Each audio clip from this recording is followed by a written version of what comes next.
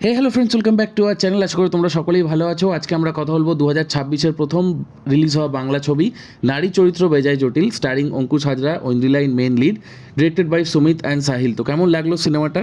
Story নিয়ে যদি বলি, তোমরা ট্রেলার দেখে থাকলে এখানে অঙ্কুশ একটা স্পেশাল পাওয়ার পাবে, যেখানে সে সমস্ত মেয়ের, প্রত্যেকটি যে কোনো মহিলার তার মনের কথা বুঝতে পেরে যাবে, তারা কি ভাবছে সেটা সে বুঝতে পেরে যাবে। তো এইটার উপর বেস করেই গল্পটাকে লেখা হয়েছে। গল্পটা কিন্তু সত্যি কথা বলতে আইডিয়াটা নতুন এবং ভালো লাগলেও প্লটটা কিন্তু খুবই উইক হয়েছে, এবং সেই কারণে স্ক্রিন প্লেও কিন্তু খুব একটা জমেনি, অনেক জায়গায় স্লো।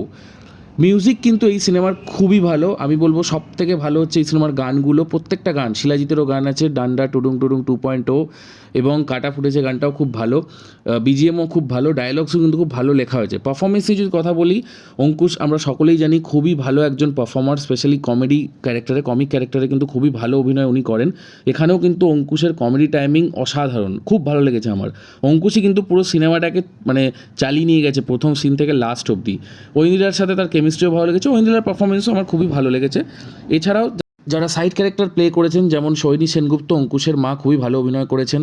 সোহাগ সেনও খুব ভালো পারফরমেন্স দিয়েছেন অঙ্কুশের ঠাকুমার রোলে।